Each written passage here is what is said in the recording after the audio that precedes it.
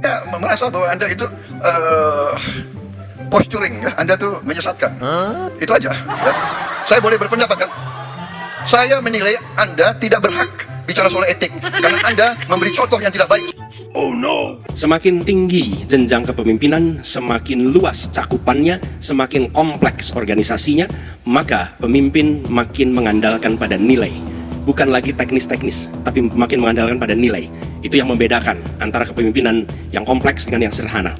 Nah, pertanyaan yang ingin saya sampaikan kepada Bapak adalah, apa hubungan antara standar etika seorang pemimpin negara dengan kemampuannya dalam menjaga pertahanan, keamanan, dan kedaulatan negara? Terima kasih. Saya sependapat bahwa semakin tinggi, semakin kompleks, memang kepemimpinan itu butuh nilai.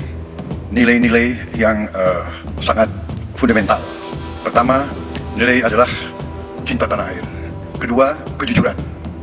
Ketiga, kebersihan yang Bapak bolak-balik ngomong. Harus memberi contoh. Tidak boleh korupsi dengan bentuk apapun. Jadi saya sependapat harus ada kepemimpinan berdasarkan nilai. Ya.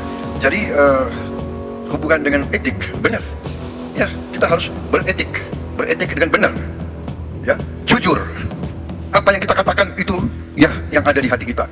Jangan lain di mulut, lain di hati. Dan harus cinta tanah air. Pertahanan ini sakral bagi kita. Ini menyangkut keselamatan kita. Jangan karena ambisi pribadi kita menghasut dan menyesatkan rakyat. Itu etik yang tertinggi, Saudara Profesor Anies Baswedan. Itu etik yang tertinggi. Kebersihan jiwa, kejujuran, kesetiaan kepada rakyat. Sekali lagi, jangan karena ambisi pribadi kita menyesatkan rakyat, kita menghasut rakyat, kita membahayakan pertahanan keamanan rakyat. Kasihan prajurit-prajurit yang sedang berjuang untuk menjaga kita, polisi-polisi yang menjaga kita. Kasihan kalau ada calon-calon pemimpin yang kerjanya hanya menghasut saja. Ketika dikatakan bahwa standar etika yang dipegang adalah tinggi, memang menjadi presiden, panglima tertinggi harus memiliki standar etika yang amat tinggi. Itu harus, karena dia akan mengambil keputusan, mengerahkan pasukan, dan ketika harus bertempur ada korban nyawa, itu keputusan-keputusan etika. Tapi dalam kenyataannya Pak, ketika Bapak memimpin di Kementerian Pertahanan, banyak orang dalam pengadaan alutsista, PT Teknologi Militer Indonesia, Indonesia Defense Security, lalu orang dalam pengelolaan food estate, lalu ada kejadian-kejadian di mana kita semua menyaksikan ketika ada pelanggaran etika dan Bapak tetap jalan terus dengan cawapres yang melanggar etika.